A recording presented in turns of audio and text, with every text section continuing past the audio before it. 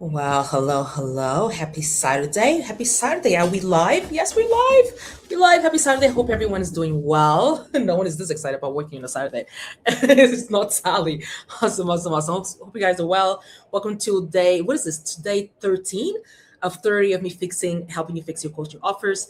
This is the series where I take your I help statements and I turn them into something more clear, more confident, and definitely most importantly, more sellable. I have all the coaching offers right here that people send to me, the position statements, right? The I help statements. I call them position statements. And so let's do the shake, shake. Shake, shake, shake, shake. Eventually, we're not going to have anything to shake, right? It's going to be all gone. But okay, so let's choose one at random. Let's take this one and see what it says. Okay, so let's see.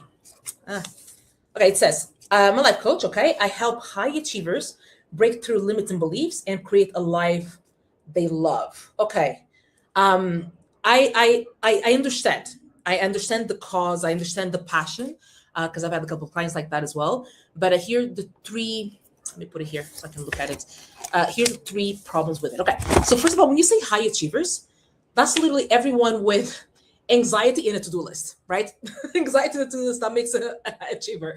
That could be founders, it could be doctors, it could be law students, burnout corporates, girlies, totally different worlds, right? Could be a lot of people. We need to define exactly who these high achievers are.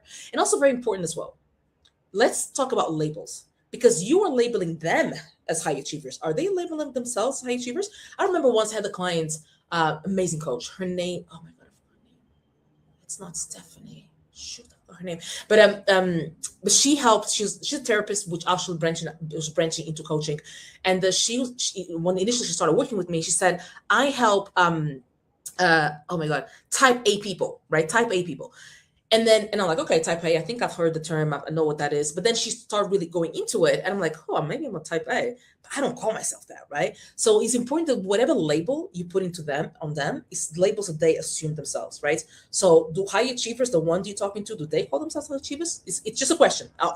This is for you, but also for everyone else that's watching. It's important that we make sure that whatever we call them, that label, they are owning that label as well. Okay. So then the next part we say break through limiting beliefs. Okay, that's coach talk.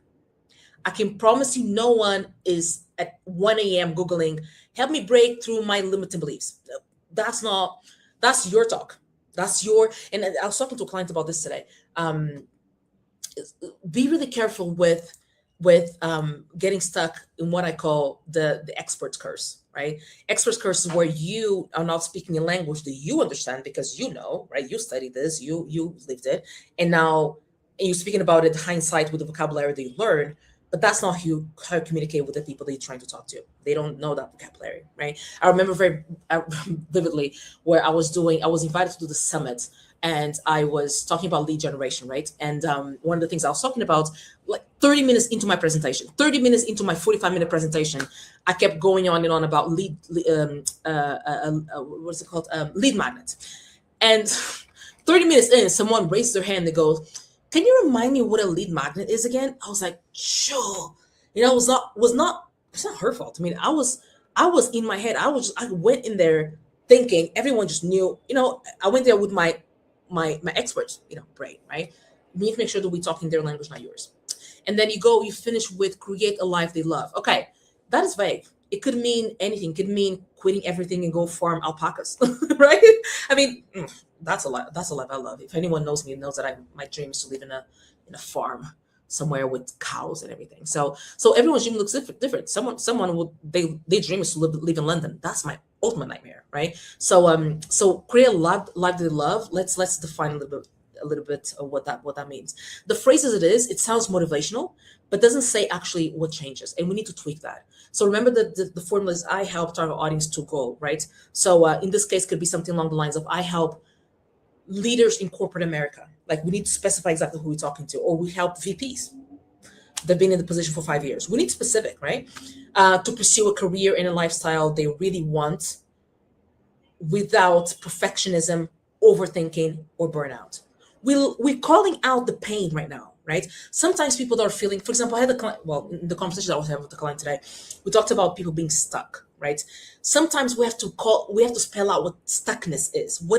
How do you feel stuck, right? You've stuck into overthinking, going into burnout almost, or perfection. We need to call those things out, right? So if you go, how do I say it? I have to. So I help leaders in corporate America to pursue a career and lifestyle that they really want without overthinking, perfectionism, and burnout or burning out. Yeah, that now we can picture that person. We can picture.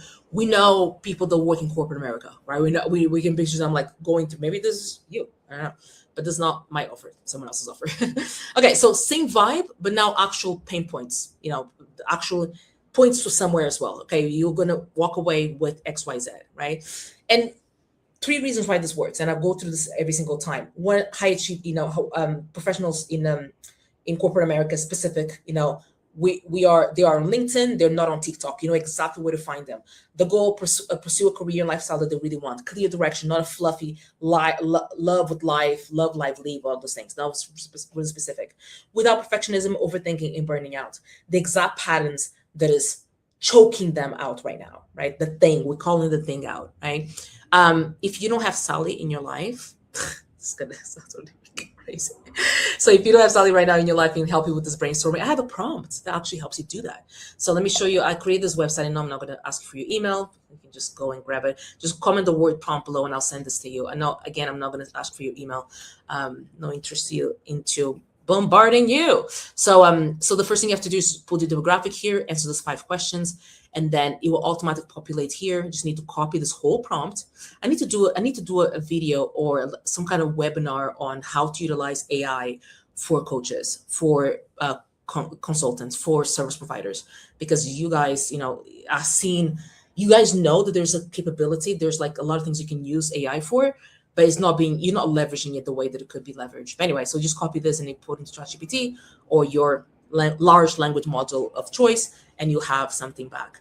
And I'll do it. I think beginning of February I'll announce here when I do a webinar on that. Okay, I hope this helps, and I'll see you on the next one. Bye.